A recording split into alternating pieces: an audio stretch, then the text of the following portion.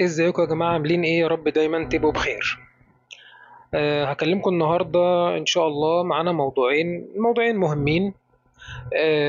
اول موضوع معانا احمد سيد زيزو. طبعا بعد الصفقة التاريخية للنادي الاهلي اللي وقع فيها احمد سيد زيزو، اللي كان تقريبا مشروع اسطورة بالنسبة لنادي الزمالك، واللي كان هيستلم الراية بعد الأسطورة شيكابالا. طبعا على كلامهم، هو بالنسبة لهم أسطورة، هم حرين طبعا. يعني أنت حر لو أنت، وأنا بحترم ده، أنت براحتك. يعني أنت براحتك لو شايف اللعيب الفلاني عندك ده أسطورة، بس برضو أنت تحترم رأيي لو أنا شايفه مش أسطورة. أنا حر، يعني أنت ما تفرضش عليا إن اللاعب ده أسطورة. هو أسطورة عندك، براحتك خالص. المهم، فبعد طبعا الصفقة المدوية دي، اللي هي تقريبا من أقوى الصفقات في تاريخ الناديين، أو تقريبا أقوى صفقة في تاريخ النادي الاهلي، جت من الزمالك مباشره وكان اهم لاعب عندك. النهارده الخبر بيقول لك ايه بقى؟ احمد سيد زيزو تقدم بشكوى ضد الزمالك، طالب فيها بالحصول على مستحقاته المتاخره المقدره ب 82 مليون جنيه. كما طالب في شكواه بالحصول على مكافاه الفوز ببطوله كاس مصر وفقا للائحه الفريق. حقه حقه، كلام ما فيش فيه اي مشكله.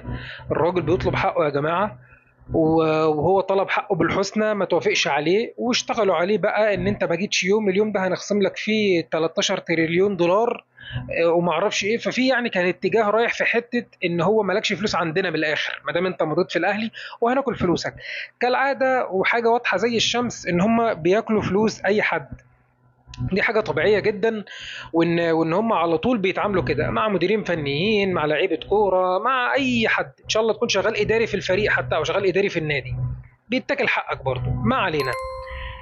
المهم الراجل رفع شكوى، خلاص رفع قضيه، خلاص مفيش مشكله خالص. شكوى لاتحاد الكوره يا جماعه، عشان بعد كده في خطوات تانية هنصعد الموضوع.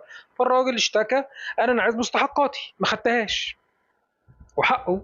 طيب دلوقتي المفروض الراجل ده لما طلع مع ابراهيم فايق قال لك انا ما خدتش مره قسط من فلوسي في ميعاده. يعني الراجل كان بيصبر ويستنى، معلش يا زيزو استحملنا الشهر ده، الشهرين دول، وياخد فلوسه بعد شهر ولا بعد اتنين ولا بعد تلاتة. يتأخر عليه شهر واتنين وتلاتة وبعد كده ياخد فلوسه. يعني الراجل كان بيصبر وبيستحمل.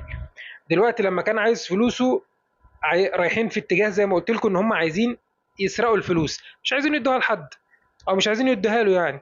ده طبيعي، والزمالك معروف عنه كده، من غير كلام كتير في النقطة دي يعني. فالراجل خلاص اشتكى النادي وحقه. علشان خاطر انا بكلم جماهير الزمالك، الناس العاقلة منهم. بص يا ابني، حط نفسك مكانه، ده حقك وانت ما خدتوش وطالبت فيه، ولقيت ان الكلام رايح في حتة ان هو هيتاكل نصه، هيتاكل ربعه، هيتاكل كله. المهم انه في حاجة هتحصل والراجل ده مش هياخد فلوسه.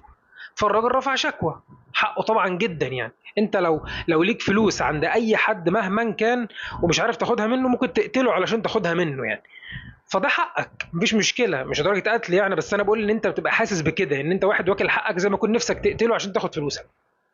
الراجل رفع شكوى، خلاص هو رفع شكوى وعشان خاطر ان هو يحصل على مستحقاته المقدره ب 82 مليون جنيه، ومكافاه كمان كاس مصر، لانه كان لسه على قوه نادي الزمالك. ما تنسوش يا جماعه، دعمكم ليا هيخلينا استمر ان شاء الله باذن الله. وشكرا جدا انكم سمعتوني. السلام عليكم.